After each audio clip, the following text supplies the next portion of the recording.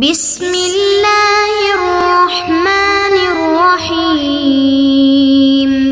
بسم اللہ الرحمن الرحیم۔ السلام علیکم ورحمۃ اللہ وبرکاتہ۔ عزیز طلبہ، امید ہے بخیر عافیت ہوں گے۔ تفسیر جلالین سورہ آل عمران سبق نمبر 114 کے ساتھ آپ کے سامنے حاضر ہیں۔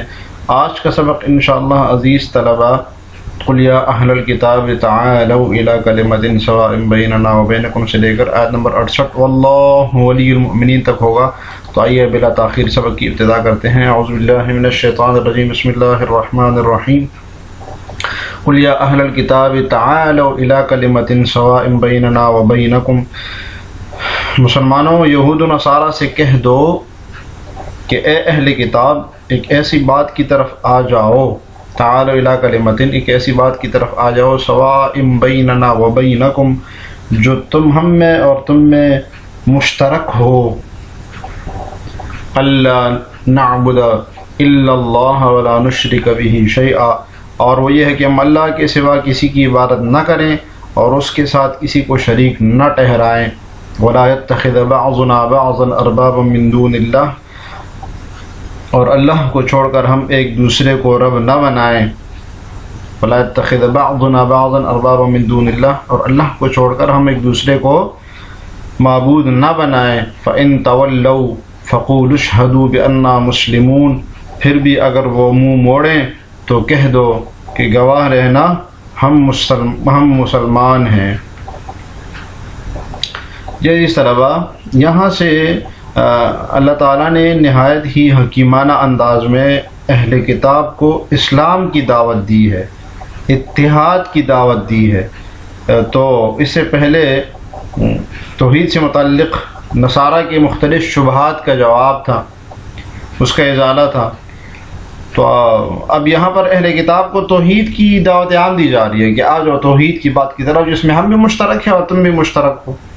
یعنی یہودی بھی توحید کے قائل تھے، جو اصلاً یہودی مذہب تھا، ان کے راہب تھے اصل، اور مسلمان بھی توحید کے قائل ہیں، تو اس کی دعوت دی جا رہی ہے۔ جی تفسیر دیکھیے۔ جی قل یا اہل الکتاب الیہود والنصارى، مصداق اہل کتاب کون مراد ہے؟ یہود و نصارہ، ٹھیک ہے۔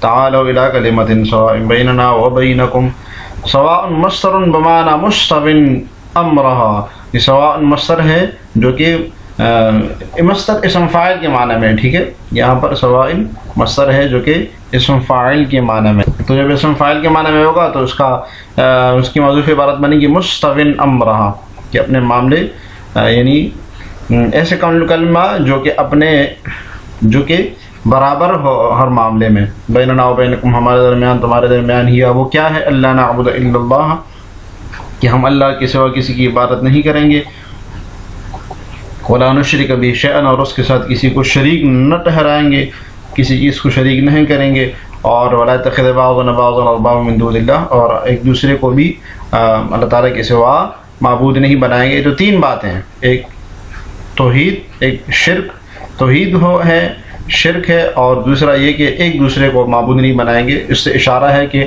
نہ عیسیٰ علیہ السلام کو آپ خدا بنائیں گے اور نہ سلیم کو، دوسری تیسری چیزوں کو، کما اتخذتم الاحبار والرہبان، جیسے کہ تمہارے رہبان، راہب اور احبار جو ہے انہوں نے قرار دے رکھا ہے، جیسے کہ انہوں نے اس طرح کیا ہے، انہوں نے اس طرح بنایا ہے۔ احبار حبرن کی جمع ہے، یہودی عالم کو کہتے تھے، اور رہبان راہب کی جمع ہے، یہ بھی ان کے علماء کو کہا جاتا تھا۔ تو یہود کے علماء مراد ہے، رہبان راہب کی جمع یہ نصارہ کے علماء، عیسائیوں کے علماء کو کہا جاتا تھا، تو ان کے عبادت گزاروں پر ان کا اطلاق ہوتا ہے۔ تو ہوتا یہ تھا، اچھا، کما اتخذتم الاحبار والرہبان، اس کا مطلب ہے کہ جیسے کہ تم نے ارباب بنایا تھا احبار کو، اپنے علماء کو اور راہبوں کو، جیسے کہ تم نے بنایا تھا، یہ مطلب ہے اس کا۔ ولا يتخذ بعضنا بعضا اربابا من دون اللہ، ہم ایک دوسرے کو ارباب نہیں بنائیں گے، خدا نہیں بنائیں گے، جیسے کہ تم نے بنایا تھا اپنے احبار اور رہبان کو۔ تو یہ لوگ جو ہے نا، اپنے حلال اور حرام میں اپنے علماء کو انہوں نے اپنا خدا بنایا تھا، کہ بس وہ جو کہتے تھے وہ ان کو مانتے تھے۔ تو اسی طرح عیسائیوں نے اپنے راہبوں کو سجدی کیا کرتے تھے۔ یہ آیت جب اتری تو عدی بن حاتم رضی اللہ عنہ جو عیسائی تھے پہلے اور اسلام لے کر آئے تھے، انہوں نے رسول اللہ صلی اللہ علیہ وسلم سے کہا کہ ہم لوگ تو اپنے راہبوں اور جو احبار تھے ہمارے، ان کو تو ہم ان کی عبادت تو ہم نہیں کرتے تھے. تو آپ نے فرمایا کہ کیا ایسا نہیں ہے کہ جس چیز کو وہ حلال قرار دے دیتے تم اس کو حلال کر دیتے، اور جس چیز کو وہ حرام قرار دے دیتے تم بھی اس کو حرام کر دیتے؟ تو وہ خاموش ہو گئے. فَإِن تَوَلَّوْا اعرضوا عن التوحید، اگر اس کلمہ سوا کی طرف نہ آئے، اعراض کر لے توحید کی بات سے، فقولوا تو کہو انتم لہم، تم اس پر گواہ رہو، اشہدوا گواہ رہنا بأننا مسلمون، کہ ہم مسلمان ہیں، موحدین ہم موحد ہیں. مسلمان کا اصل معنی کیا ہوتا ہے وہ بتایا، موحد یعنی جو ایک واحد یکتا خدا کو مانتا. جی آگے چلتے ہیں. یا اہل الکتاب لم تحاجون فی ابراہیم وما انزلت التوراۃ والانجیل الا من بعدہ افلا تعقلون. ترجمہ دیکھیے. اے اہل کتاب، تم ابراہیم کے بارے میں کیوں بحث کر رہے ہو؟ لم تحاجون فی ابراہیم، تم ابراہیم کے بارے میں کیوں بحث کر رہے ہو؟ وما انزلت التوراۃ والانجیل الا من بعدہ، حالانکہ تورات اور انجیل تو ان کے بعد ہی نازل ہوئی تھیں. افلا تعقلون، کیا تمہیں اتنی بھی سمجھ نہیں آ رہی؟ جی ابراہیم کہتے تھے کہ ابراہیم علیہ السلام ہمارے دین پر تھے، عیسائی کہتے تھے کہ ابراہیم علیہ السلام تو ہم میں سے تھے. تو ان آیتوں میں ان دونوں کے دعووں کو باطل قرار دیا گیا ہے. ابراہیم علیہ السلام کے زمانے میں نہ تو حضرت موسیٰ علیہ السلام تھے کہ ان پر تورات نازل ہوئی تھی، اور نہ ہی عیسیٰ علیہ السلام تھے، وہ تو بہت بعد میں آئے. اور آگے اللہ تعالیٰ نے فرمایا کہ اصل حقدار ابراہیم علیہ السلام کے دین پر وہ ہے جو کہ ان کے زمانے میں انہوں نے ان کی پیروکاری کی، اور اس امت یعنی نبی صلی اللہ علیہ وسلم کی امت میں جو پیروکار ان کا ہوگا، اصل حقدار ان کے وہ ہے. جی شان نزول بھی بتا رہے ہیں. نظر لما قال یہود، یہ آیت نازل ہوئی تب جب یہود نے کہا ابراہیم یہودی ونحن علی دینہ، کہ ابراہیم علیہ السلام یہودی تھے اور ہم ان کی دین پر ہیں.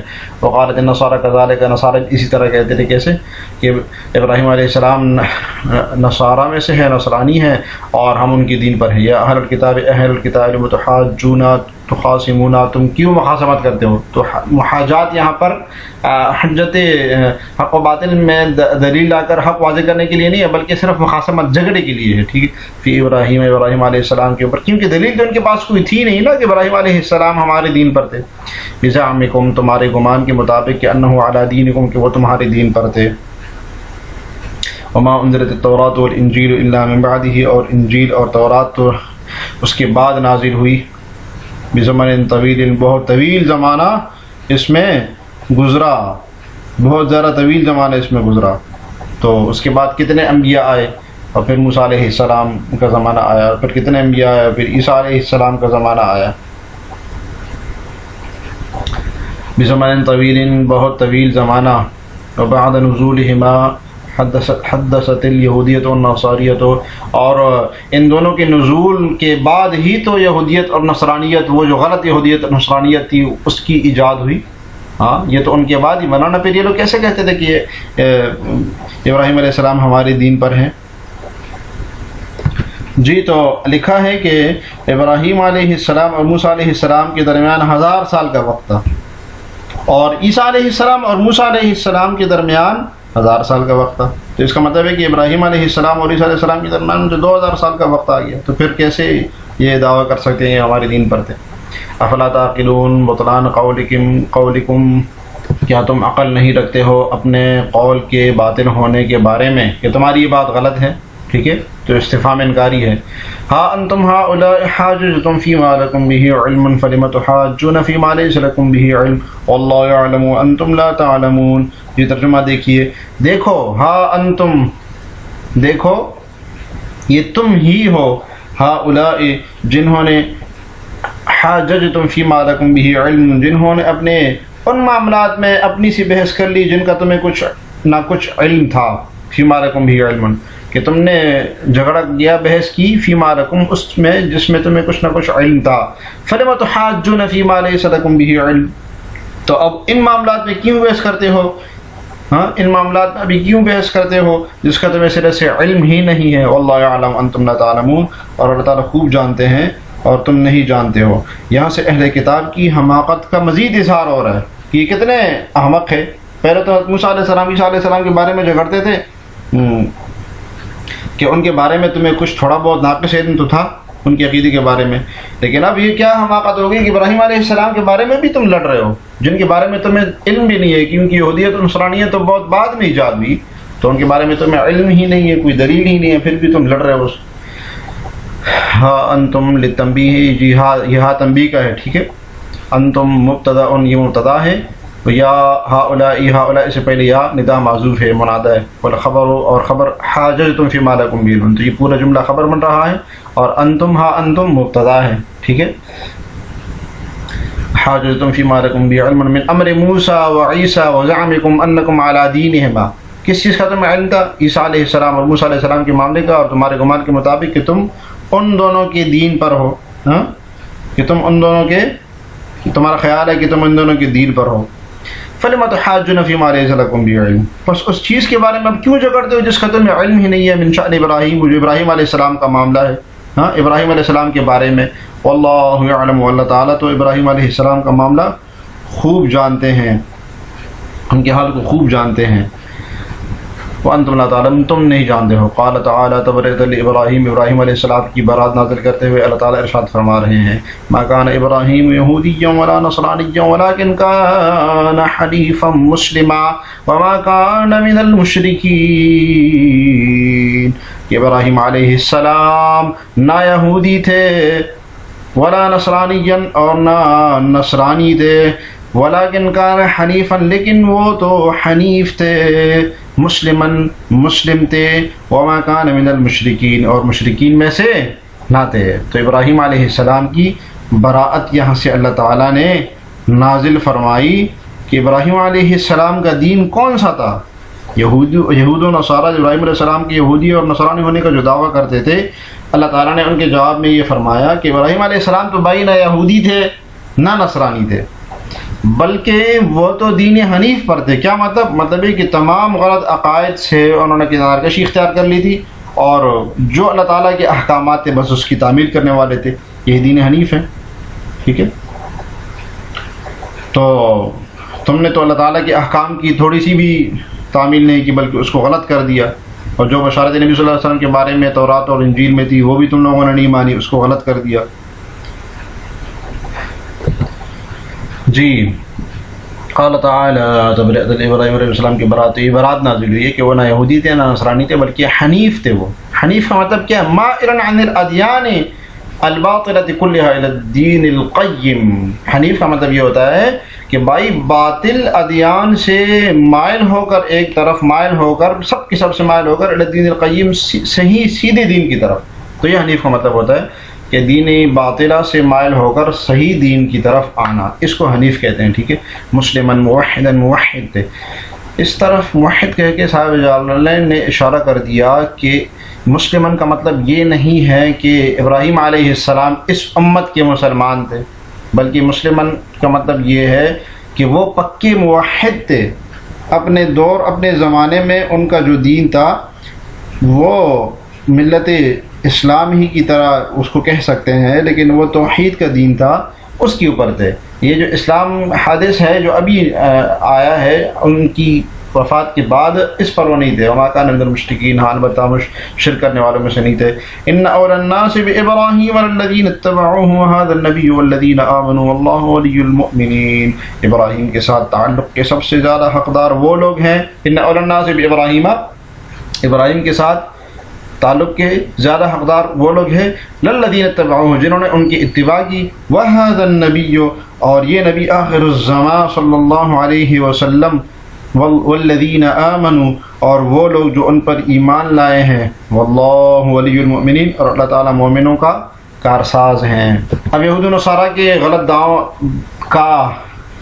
کی تکذیب کرنے کے بعد اللہ تعالیٰ نے فرمایا کہ ابراہیمی ہونے کے اصل حقدار کون لوگ ہیں؟ تو فرمایا وہ لوگ ہیں جنہوں نے ان کے زمانے میں ان کی اتباع کی، اور اسی طرح نبی صلی اللہ علیہ وسلم، نبی آخر الزمان، اور وہ لوگ جنہوں نے نبی صلی اللہ علیہ وسلم پر ایمان لے آئے وہ ان کے زیادہ قریب تر ہیں، وہ ان کی ملت کے اصل متبع وہی لوگ ہیں۔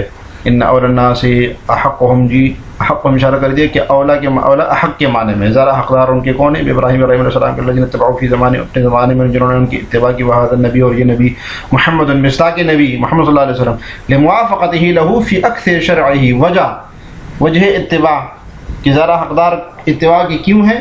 کیونکہ ان کی موافقت ان کی شریعت اکثر شریعت میں ان کی موافقت ابراہیم علیہ السلام کے ساتھ والذین آمنوا اور وہ لوگ جو ابراہیم نبی صلی اللہ علیہ وسلم پر ایمان لائے آپ کے صحابہ اور آپ کی امتی من امتی ہے تعین کر دی کہ کون مراد ہے؟ آپ کی امت فہم الذی ینبغی ان یقولوا تو ان کو یہ حق حاصل ہے کو یہ کہے کہ نحن علی دینہ کہ ہم دین ابراہیمی پر ہے لا انتم نہ کہ تم واللہ ولی المؤمنین اور اللہ تعالی مومنین کا ساز ہے ناصرہم ان کی مدد کرنے والے ہیں وہ حافظہم اور ان کی حفاظت کرنے والے ہیں۔ یہ عزیز طلبہ آج کے سبق سے متعلق سوال یہ ہے کہ حنیف کا کیا مطلب ہے؟ آپ نے ابراہیم علیہ السلام کے بارے میں حنیف المسلمہ پڑھا تو حنیف کا مطلب بتائیے گا۔ اللہ تعالی ہمیں جلالین پڑھنے سمجھنے کی توفیق عطا فرمائے۔ السلام علیکم ورحمۃ اللہ وبرکاتہ۔